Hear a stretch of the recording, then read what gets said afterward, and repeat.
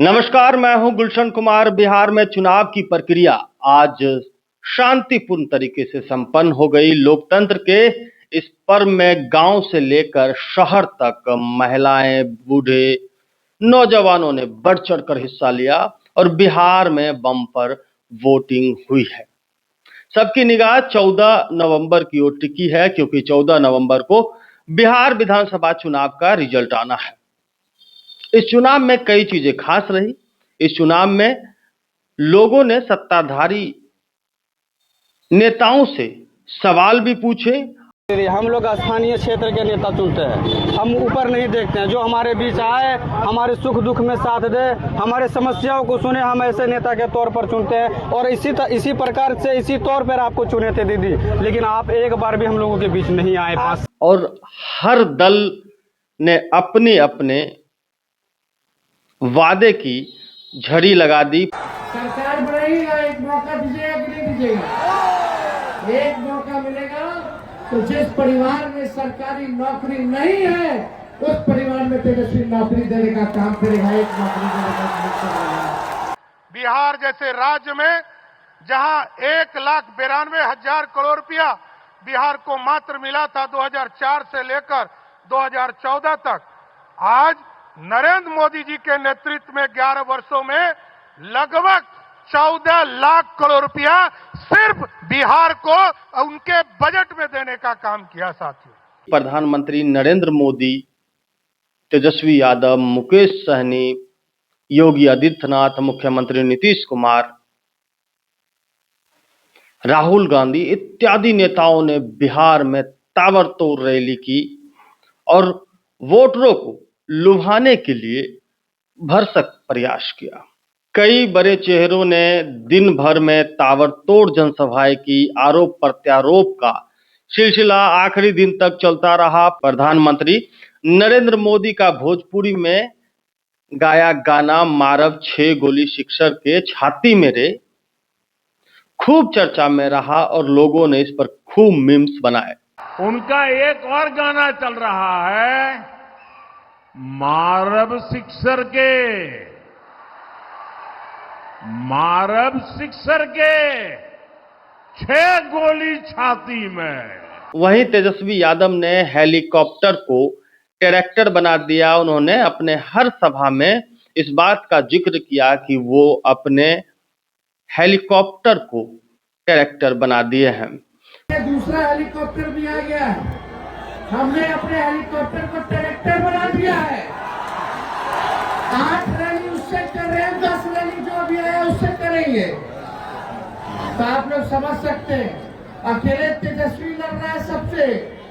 हमारा घूमने में हम अकेले, और उधर से 25-30 हेलीकॉप्टर भाजपा के लोग उतारने का काम कर रहे हैं। लेकिन भाजपा का ज्यादातर बाहरी लोग आ रहा है। बिहार का लड़का बिहार चलाएगा, ना कि कोई बाहरी आकर के बिहार को चलाने का काम करेगा। एक बिहारी सब पर भारी।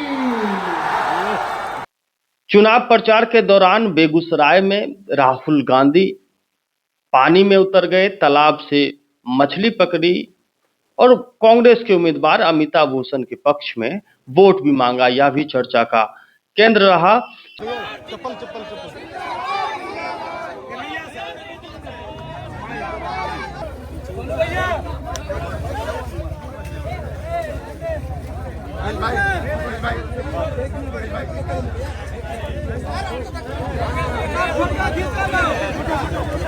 छपरा से चुनाव लड़ रहे खेसारी लाल यादव का अपने ही साथी कलाकार दिनेश लाल यादव, रवि किशन, मनोज तिवारी इत्यादि से नोकझोंक की बातें खूब सुर्खियों में रही।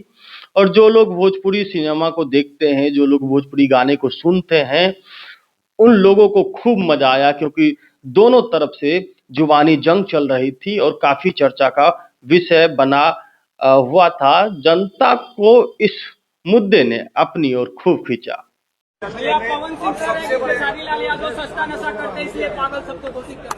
मैं सस्ता नशा करता हूँ, गरीब हूँ ना यार, गरीब हूँ, छोटे बीड़ी पी के जीवन चलाता हूँ। अब जब इधर आ रहे तो कहते रोड अच्छा है, ये अच्छा है, घेवड़ा अच्छा। ये कोई नचनिया बोल रहा है, तो कोई अधर्मी बोल रहा है, तो कोई सनातन विरोधी बोल रहा है। मैंने बोला क्या था? मैंने यही बोला था, मंदिर बनाओ, मस्जिद बनाओ, लेकिन गुरुद्वारा बनाओ, लेकिन पलायन के लिए और ये जो कॉलेज बनाना है तो उसके लिए ट्रम्प को वोट देने जाएंगे हम कि आप ही को दिए हैं?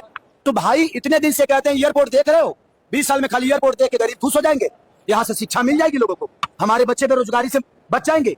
नहीं, 20 साल में यही तो मिला है। 5 किलो अनाज 15 लाख आने थे, 10,000 रुपए अकाउंट में डाल दिए, काम खत्म। मैं प्रधानमंत्री नरेंद्र मोदी ने अपने भाषण में कहा कि बिहार के युवा अब रील बना रहे हैं, क्रिएटर बन रहे हैं। इस बात को लेकर भी पक्ष और विपक्ष में काफी नोकझोंक हुई। अब विपक्ष के लोगों ने कहा कि क्या प्रधानमंत्री अब रील बनाने के लिए बिहार के युवाओं को बोल रहे हैं, जबकि प्रधानमंत्री गुजरात जाते हैं तो कहते हैं हमने आईटी सेक्टर लाया, हमने ये विश्वविद्यालय लाए वगैरह वगैरह। तो ये चर्चा भी खूब रहा। आज गुजरात में एक से बढ़कर एक यूनिवर्सिटीज है। पेट्रोलियम हो, फोरेंसिक हो, वेलनेस हो, हर आधुनिक विषय की पढ़ाई के लिए गुजरात में बेहतरीन मौके हैं। विदेशी यूनिवर्सिटीज भी यहाँ गुजरात में आकर अपने कैंपस खोल रही है। कल्चर से लेकर एग्रीकल्चर तक गुजरात की पूरी दुनिया में धूम मची हुई है। साथियों, इस सस्ते डेटा का सबसे ज्यादा फायदा बिहार के मेरे नौजवानों ने उठाया है।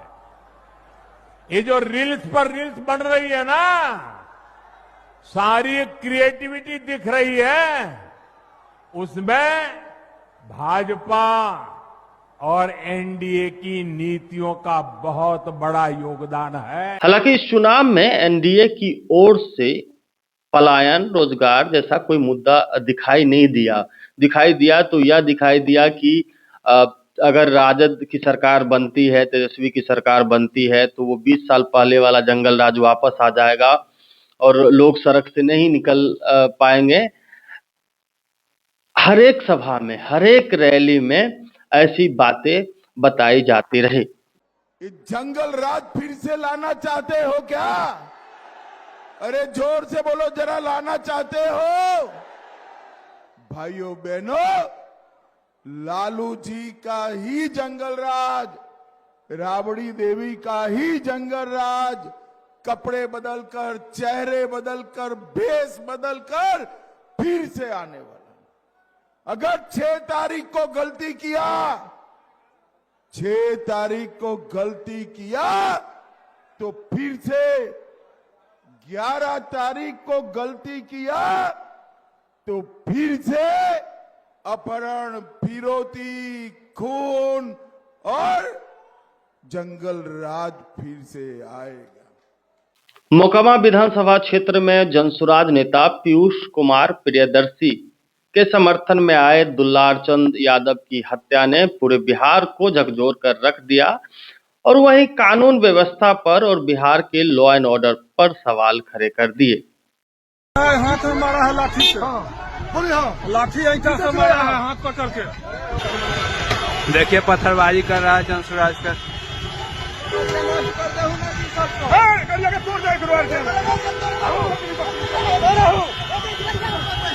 यह भी बिहार विधानसभा चुनाव में चर्चा का केंद्र रहा।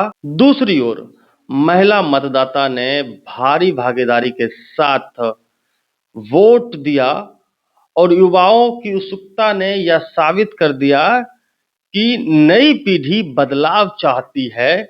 अब देखना यह है कि जनता का उत्साह किसके पक्ष में है। तो बिहार विधानसभा चुनाव में काफी चीजें खास रही। बयानों का दौर लगातार जारी रहा। यह हमारा नया अड्डा है, हम यहाँ भी आएंगे। रियल बाइट न्यूज को आप अगर यूट्यूब पर देख रहे हैं तो सब्सक्राइब कीजिए। अगर आप हमें फेसबुक पर देख रहे हैं तो फॉलो कीजिए, अपने दोस्तों के साथ भेजिए। हम डेली यहाँ पर मिलेंगे और बातें होगी बिहार की, बातें होगी देश की, बातें होगी जनहित की। तब तक के लिए मुझे इजाजत दीजिए। नमस्कार।